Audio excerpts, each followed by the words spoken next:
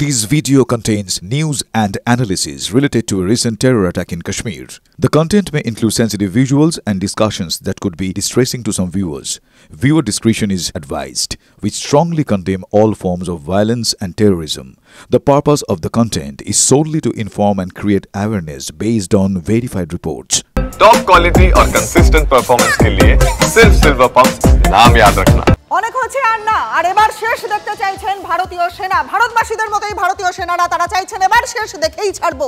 পাকিস্তানকে মোক্ষম জবাব দিতে সীমান্তে শুরু হয়ে গেছে চূড়ান্ত প্রস্তুতি। টিভি9 বাংলা পৌঁছে গেল তেমনই একটা সীমান্ত এলাকাতে, যার ঢিলছোড়া দূরত্বে রয়েছে পাক অধিকৃত কাশ্মীর।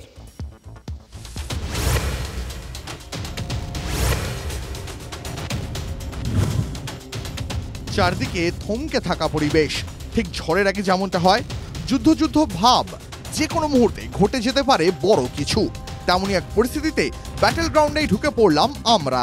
উড়ি পুলিশের সুনির্দিষ্ট এরিয়া পেরিয়ে সেনাবাহিনীর নিয়ন্ত্রিত একেবারে উড়ির সব থেকে বেশি নজরদারি যে এলাকায় চলে, অর্থাৎ দুর্গম পাহাড়ি এলাকা, যেখান থেকে ঢিল ছোড়া দূরত্বে পাকিস্তান, যেখান থেকে ঢিল ছোড়া দূরত্বে এই মুহূর্তে পাক অকুপাইড কাশ্মীর। এই উড়ি সেক্টরের দুর্গম রাস্তাতেই বারবার ধরে অনুপ্রবেশের চেষ্টা যেমন ঘটে, ঠিক তার পাশাপাশি উড়ি সেক্টরের ঠিক এই জায়গাতেই সার্জিক্যাল স্ট্রাইক হয়েছিল। 2019-এ এই এলাকা সম্পূর্ণভাবে ফাঁকা করে দিয়ে দেওয়া হয়।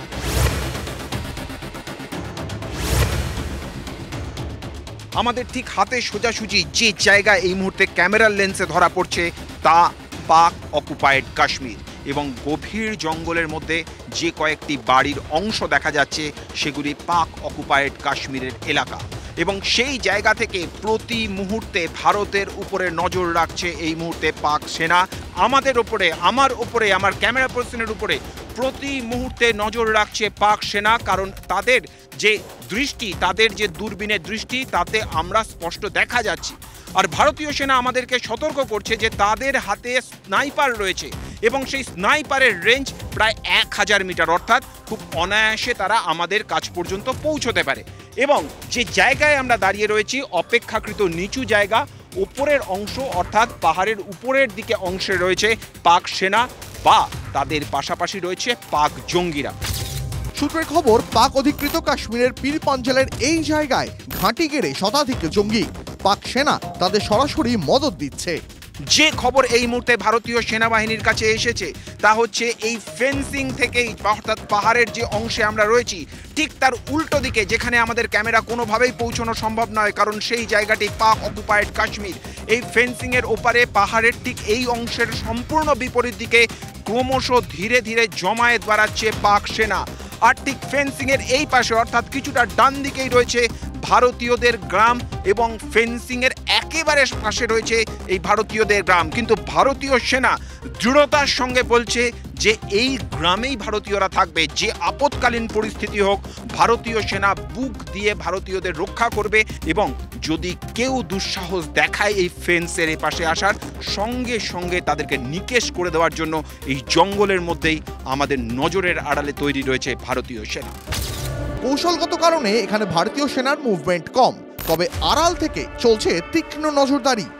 এই যে জায়গা আমাদের হাতের বাঁদিকের যে জায়গা, যে রাস্তা মূলত ভারতীয় সেনার দখলে থাকে, এই রাস্তাকে সম্পূর্ণভাবে ফাঁকা রাখা হয়েছে। তার কারণ প্রতি মুহূর্তে সেন দৃষ্টিতে নজর রাখছে পাকিস্তান সেনা। স্ট্র্যাটেজিকভাবে অ্যাডভান্টেজ পয়েন্টে রয়েছে তারা, এবং সেই কারণের জন্যই এই জায়গাতে কোনো রকম ফোর্স মুভমেন্ট রাখে না ভারতীয় সেনা, যাতে পাক সেনার নজরদারির মধ্যে তারা থাকতে পারে।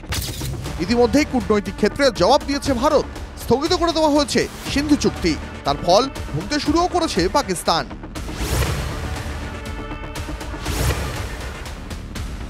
আমাদের ঠিক হাতের নিচের দিকে, অর্থাৎ পাহাড়ের ঠিক নিচের দিকে যে অংশ আমরা দেখছি, নদী এখানে যথেষ্ট শুকিয়ে গিয়েছে। এখানে নদী শুকিয়ে যাওয়ার অর্থ এখান থেকে কিছুটা দূরে রয়েছে উড়ি থার্মাল প্ল্যান্ট, এবং সেই জায়গাতে বাঁধ দিয়ে নদীর জল আটকে দিলে পরে যে কথা আমরা বারবার ধরে বলছি, ভারত সরকার যে কথা জানিয়েছে যে ইতিমধ্যেই ঘোষণা করা হয়েছে যে 1 বিন্দু জল দেওয়া হবে না পাকিস্তানকে, সেই কাজ যে শুরু হয়ে গিয়েছে তা কিন্তু এই নদী উপত্যকার রুক্ষ চেহারাটাই বলে দিচ্ছে। পাকিস্তানও বিলক্ষণ জানে যে কোনো মুহূর্তে তাদের উপর নেমে আসতে পারে চরম প্রত্যাঘাত, কিন্তু যেটা জানে না তার সময়কাল এবং স্থান, সেটা ঠিক করবে ভারত। উড়ির একেবারে সীমান্ত এলাকা থেকে ক্যামেরায় রাহুল সিং এর সঙ্গে জ্যোতির্ময় কর্মকার, TV9 বাংলা। আর আরও একটা গুরুত্বপূর্ণ খবর, একটা গুরুত্বপূর্ণ সম্ভাবনার দিকে নজর রাখবো আমরা এবার, কারণ 22 এপ্রিল বৈশরণ ভ্যালিতে জঙ্গি হামলা হয়, কিন্তু ঠিক তার 4 দিন আগেই 18 এপ্রিল ঠিক একটু দূরে বেতাব ভ্যালিতে কি রেকি করতে গিয়েছিল জঙ্গিরা। বেতাব ভ্যালিতে রিলস ভিডিও বানাচ্ছিল একটা পরিবার, আর সেই সময় নাচতে থাকা একটা ছোট্ট মেয়ে, তার পিছন দিয়ে এমন দুজনকে হেঁটে যেতে দেখা গেছে যাদের সঙ্গে বৈশরণে হামলাকারী যারা, তাদের মধ্যে মিল খুঁজে পাচ্ছেন গোয়েন্দা সংস্থাগুলো।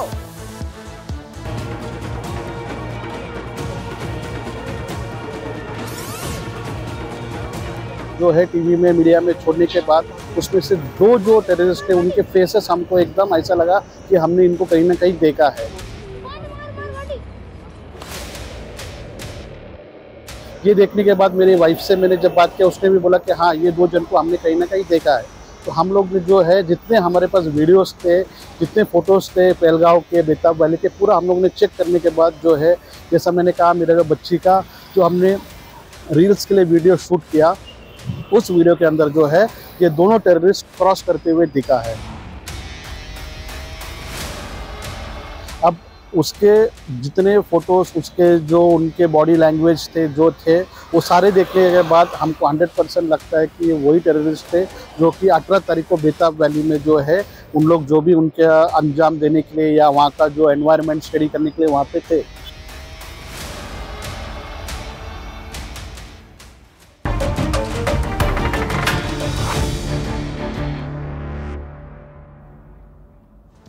আর শুধুমাত্র কাশ্মীর জুড়েই কিন্তু নয়, গোটা দেশ জুড়ে চিরুনি তল্লাশি শুরু হয়ে গেছে। ঝাড়খণ্ডের ধানবাদ থেকে জঙ্গি সন্দেহে গ্রেফতার করা হলো 4 জনকে। এই মুহূর্তের বড় খবরে নজর রাখছি আমরা। ঝাড়খণ্ডের ধানবাদ, সেখান থেকে 4 জনকে গ্রেফতার করা হলো জঙ্গি সন্দেহে। পেহেলগাঁওয়ে পর্যটকদের উপর এই যে হামলার ঘটনা, সেই হামলার ঘটনায় দেশ জুড়ে কড়া নজর রাখা হয়েছে।